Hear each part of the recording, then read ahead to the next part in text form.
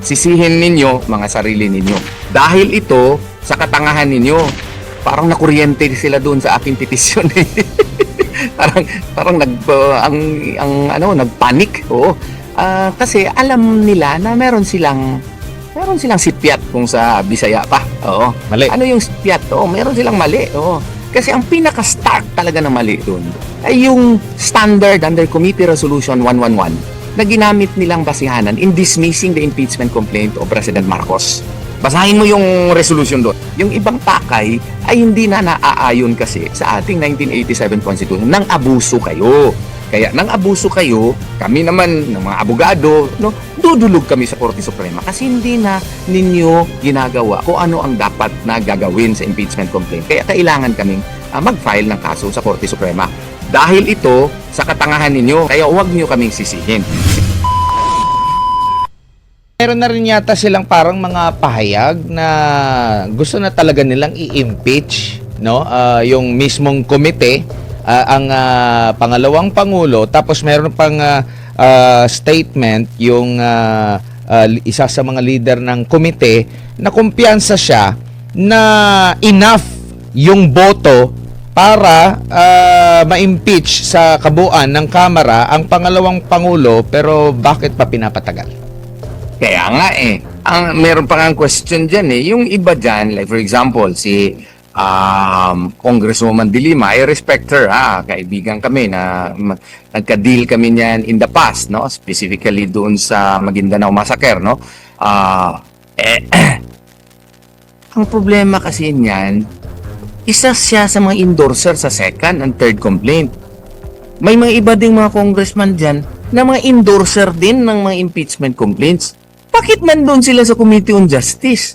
Supposedly, delikadesa would have required them to inhibit kasi iba yung rule kasi ng Committee on Justice. Constitutional filter yan. Sila yung, sila yung sasala ng, sila yung sasala ng complaint kung may sufficient inform and sufficiency in substance ba yun? Oo, o may probable cause pa. Paano ka maka-objectively determine kung may sufficiency inform, sufficiency in substance, kung may probable cause ba? Na ikaw man yung endorse ng complaint, edi biased ka.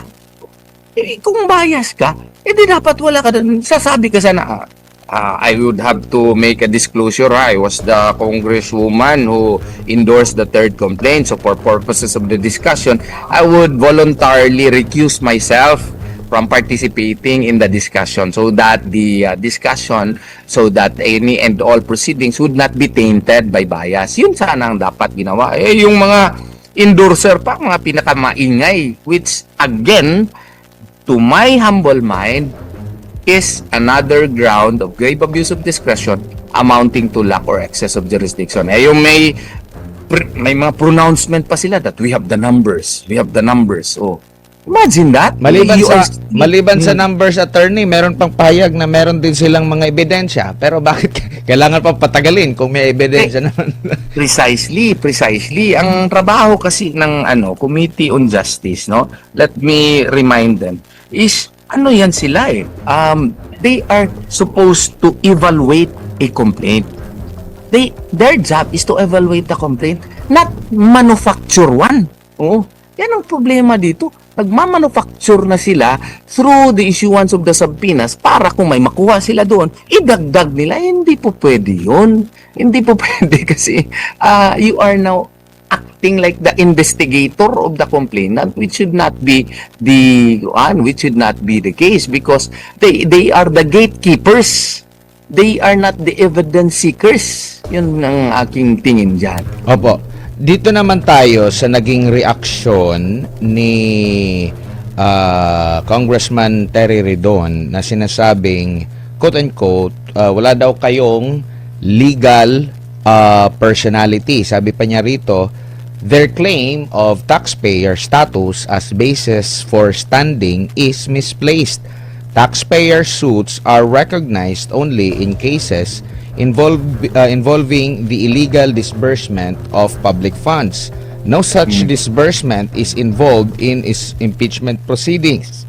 Sabi pa niya rito, This petition is a clear diversionary tactic designed to deflect from the impeachment proceedings now underway against the Vice President. Sabi pa niya, the petition will not stop the resolve of the House Committee on Justice to exact accountability for serious allegation against her, including the misuse of confidential funds, issuance of death threats, at and so on and so forth. Sabi pa niya rito, tinatanggi rin niya na this is not a fishing expedition. We have is an impeachable official who continues to evade accountability. Attorney. Well, in the first place, no, a taxpayer suit, no, to counter him, to counter his argument, the mere holding of the committee hearings involves disbursement of public funds. Yes. Why? Because they're, what's it called, this paid stipends there. And as a matter of fact, the mere, their operations, daily operations would involve the expenditure of public funds. So therefore, the taxpayer has the requisite legal personality to question that. Granting for the sake of argument that such may not involve the disbursement of public funds. Note that the question here involved is a case of transcendental importance. Now, the Supreme Court in so many cases have decided that if a question is of transcendental importance, then taxpayer suits may be allowed so that it can properly, the Supreme Court can properly inform its symbolic function. One of the functions of the Supreme Court, one of the many functions of the Supreme Court, is its symbolic function, and that is to guide future actions so that the people can be properly guided as to how to deal with impeachment cases in the years to come. And that is why, in many cases already decided by the Supreme Court, legal standing has been decided with flexibility. So kaya nga, noon ngang sa first impeachment complaint ni VP Sara, I also filed a case, Torion versus House of Representatives. It was allowed simply because, according to the Supreme Court, the case is a matter of transcendental importance. So, yung argument na yan, baka makalusot tayo. But of course, I do believe that that is still within the discretion of the Supreme Court. If I will be allowed, or the other petitioners would be allowed to continue or to have that petition be considered on the merits by the Supreme Court. So matotal po, dito po sa mga pahayag ng mga miyembro ng House Committee on Justice, iba po yung kanilang mga sinasabi, kumpiyansa sila sa kanilang mga sinasabi, pero iba yung kanilang ginagawa kasi parang pinapahaba pa nila kahit na kumpiyansa sila na may ginawang masama.